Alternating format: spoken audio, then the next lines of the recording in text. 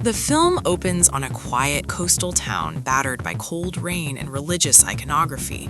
Church bells echo as Detective Benoit Blanc arrives, wrapped in a heavy coat and unmistakable southern drawl intact. He has come not by invitation, but by curiosity, drawn by whispers of a death that refuses to stay buried. A wealthy and secretive family, the Hawthorns, owns most of the town. Their fortune was built on private prisons, evangelical media, and political influence. At the center of their empire was Silas Hawthorne, a charismatic patriarch found dead in his locked study weeks earlier. Official cause: suicide. But the town doesn't believe it, neither does Blanc. The wake is held in the family's looming seaside mansion. Every guest looks like they're waiting for something: confession, absolution, or punishment. Silas's adult children form a gallery of quiet resentment. Ruth, the devout eldest daughter who runs the family ministry, Caleb, a disgraced former politician, and Miriam, a sharp-tongued financier who openly despised her father. Also present are Silas's young widow, Grace, and a radical activist priest Silas had publicly condemned months before his death. As rain pounds the windows, Blanc observes. He notices small things: a Bible placed upside down, muddy footprints near the study door, a bruise on Grace's wrist she claims is nothing. The local sheriff insists the case is closed, but Blanc politely dismantles that certainty with his usual charm.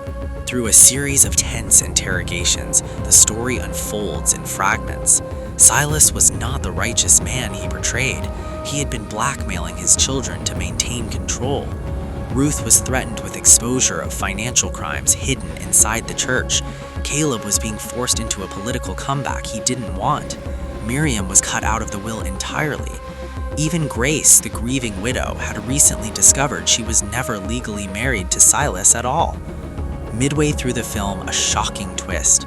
Silas Hawthorne may not have died when everyone thinks he did. Blanc discovers evidence that Silas survived the night of the suicide and later crawled outside during the storm, where someone finished the job. The title, Wake Up Dead Man, takes on chilling meaning. Suspicion shifts rapidly. The priest admits Silas confessed terrible crimes to him, including covering up inmate deaths in private prisons. Miriam admits she tampered with Silas's medication. Ruth admits she locked the study door, but insists Silas was already dead. Each confession seems damning, yet incomplete.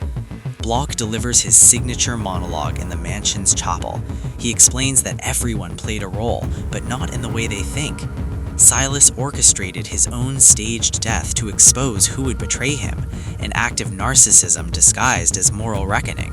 However, his plan failed. When he revealed himself injured but alive, Grace panicked. Years of manipulation, emotional abuse, and lies collapsed into a single moment. She struck him, then staged the final scene to look like the original suicide. Grace breaks down, admitting everything. She never meant to marry Silas for money. She was trapped by him. The family stays silent, each member realizing their own cruelty helped push events toward murder. The film ends quietly. Grace is taken away. The Hawthorne empire begins to crumble under investigations. Blanc stands outside at dawn as the storm clears. A church bell rings again, this time hollow. He reflects that truth does not redeem everyone, and justice rarely feels clean. As Blanc departs, his voice lingers. Sometimes the dead don't need waking, the living do.